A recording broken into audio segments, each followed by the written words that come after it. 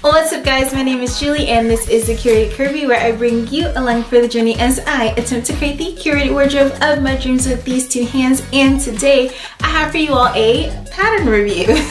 So the pattern that we're going to be reviewing today is McCall's, I bought the shelf one, let me go inside and get the real number. And that is a tip for any of you out here. When you are looking for a pattern, never go by this number if it begins with an R. That is the display number, not the actual pattern number, and you will not be able to find the pattern anywhere outside of the store using that number. So, little tip. The pattern number is McCall's 8358. This is a Laura Ashley reprint, and from the looks of it, this is a pretty popular one. When I actually went to pick this one up, there were no more in the drawer, and this was the last one on the display shelf. Thank God it was actually in my size, so I was able to snag it up. This pattern is delicious. I have been on the hunt for the perfect wrap dress for a while now, and I feel like for me personally, in the style that I like to embody, this checks all of the boxes. Now, without further ado, let's get into it. So for pattern sizes, this pattern comes from sizes 6 to 24, which is pretty broad, and keep in mind that with the size 24, which is a bust of 46, a waist of 39, and a hip of 48, it does have a considerable amount of ease built into the pattern. I myself would fall at a size 22 per the envelope and measurements, which is a bust of 44, a waist of 37, and a hip of 46. I sewed a size 16, which per the pattern instructions would be a bust of 38, a waist of 30, and a hip of 40. The reason that I sized all the way down to a size 16 was because I looked at the finished garment measurements, and for each of these, for each of the sizes, it has a massive amount of ease built into it. So for the size 16, which is the one that I sewed, the finished garment measurements is a bust of 55, a waist of 61, and a hip of 68. So a lot of ease in this pattern. Also, since I sized down, I also did decrease my seam allowance. So instead of using a 5/8 of an inch seam allowance, I went ahead and I used a 1/2 inch seam allowance, which is pretty standard for me because I size down with all of my big core patterns. In terms of views, this dress has two views, so view A and view B. For both views, the top half of the dress is exactly the same. The only difference is that with view A, there is a cutting line, and so you cut the bottom portion of the dress off, and then you will attach a really giant ruffle onto it. View B is just the straight dress, no frills, no ruffles, no nothing.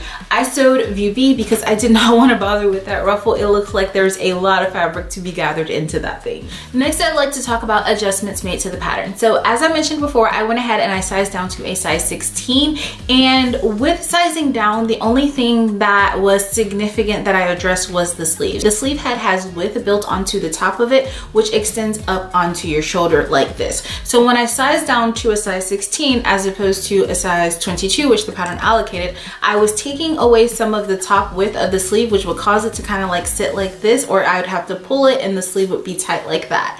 So to address that problem, when I cut the pattern piece out, I just cut it out as a size 16, and then I laid it on my fabric and I drew an extra curve along the top of the sleeve, and then I cut it out with that curve to address that extra width that I was missing up here. And as you can see now, it sits on my shoulders just fine. The fabric that I used for this garment is actually a thrifted bed sheet that I picked up at Goodwill for about $3 quite a few months ago at this point.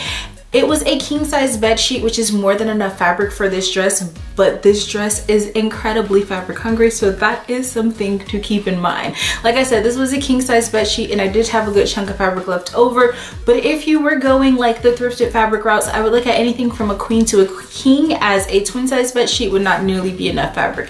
If you are just using raw material fresh off of the bolt, then per the pattern instructions for view B and a 60 width fabric, you will need anywhere from 3 3/4 yards of fabric to 4 3/4 yards of fabric. So anywhere from about 4 to 5 yards of fabric, depending on where you fall at in that size range. For this pattern, the recommended fabrics are lightweight cottons, cotton blends, challis, and crepe de chines. Now, if you search the hashtag on Instagram, there is a few people who have done it in more of a challis or a drapier fabric. So with a drapier fabric, it seems like the fullness in the skirt is not as pronounced as it would be if you use something with a little bit more structure in it. So that's just something to keep in mind. mind when you are selecting a fabric for this pattern. And the construction process for this pattern is like a trust the process type situation, meaning that as I was cutting out the pieces and putting it together in my mind, I just kept thinking like, what the heck, and how is all of this going to turn into this? I couldn't visualize it.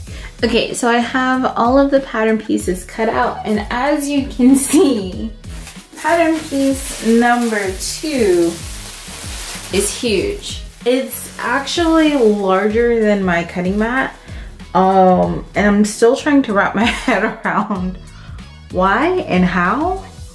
It's massive. So I'm gonna cut that piece out first, and I have to cut out 2 of those. So yeah, it's pretty huge. I literally couldn't visualize it until I actually put the elastic in, which is one of the last steps in like the entire construction. So it's really a trust the process type situation. The pattern pieces are incredibly huge, particularly pattern piece number 2, which you cut 2 out of. As I was cutting it out and piecing it together in my mind, I just kept thinking like, how the heck is this going to become this? But trust the process, in the end, it all works out. The construction is also relatively simple in that there are no fastenings on the dress. There are no closures, no zippers, anything of that nature. You do put a little keyhole into one side of the dress. I actually put it into both sides by mistake, but I mean, no one will really be able to tell other than me. But there is a little keyhole that you put in, which you can feed the elastic through, or feed your, tie through. In retrospect, what I probably would prefer is to just close all of those sides and then sew a buttonhole onto that seam. I think it would just be easier and cleaner in terms of like what the garment is going to look like once it's finished. Another thing that you'll need in constructing this is a pack of single fold bias tape as well as elastic. Now I had, I think like a 1/2 inch wide elastic, and then I bought 1/2 inch wide bias tape. Obviously that's not going to work because you make 2 stitches on your bias tape which takes in like some of that width, and so my elastic was too thick for my bias tape. I literally ended up just like cutting my elastic down to size, and hopefully, fingers crossed, it actually lasts. If it doesn't and I feel like the elastic begins to pop in other areas, I can always just pull it out and insert a new one. The pattern fit on this, I personally think, is spectacular. It is the perfect wrap dress, and I have been on the hunt for a good wrap dress for quite some time. I had a ready-to-wear wrap dress that I had purchased from Target, and I literally wore it until it had nothing left to give, and since it is no longer in my wardrobe, I feel like there's a massive gap. I like things that you can just put on and feel really feminine and put together with minimal effort, because usually I'm wearing makeup and that takes long enough. So this is, in my opinion, the absolute perfect wrap dress. It's also a really full wrap dress. Like the coverage is really good. Like the back panel comes all the way over, so you get a lot of coverage. You know, those windy spring days, you don't have to worry about flashing anyone. I also really like the length, but it's something to keep in mind that if you're a little shorter, I'm 5'5" for reference. If you're shorter than that, you might have to take off a decent amount to get like the midi length, because per the pattern envelope, this is supposed to fall like mid-calf. And for me personally, being 5'5", it falls a little below my mid-calf. It's a little longer than like your traditional midi dress. So that's just something to keep in mind if you're not as tall as I am. Would I make the pattern again? Absolutely. I think that the ruffles on the top and the fullness of the sleeve, the gathering around the bust, the cinching in of the waist, I feel like it's just such a flattering like silhouette for my body type particularly. And so I can definitely see myself making one of these. I've actually already pulled out another thrifted bed sheet from my stash that I plan on making up another one of these in. It is also a king size bed sheet, so I'll have more than enough fabric to get it done. And with that one, I'm even thinking of making it a little bit shorter, but I don't know if I want to play around with the length just yet. I think I might end up making it just as is. My best bit of advice for going into sewing this pattern is, again, trust the process. The pieces are huge. The casing is miles long. The elastic is going to take a while to get from one end to the other end, but if you trust the process, if you take your time, in the end, I think you'll have a lovely garment. All right, guys, and that is it for this video. If you stayed and watched the entire video, thanks so much. If you haven't already, go ahead and hit that like button, as it does help me out in these YouTube streets. And until next time, stay beautiful, make great things. I'll talk to you later. Bye.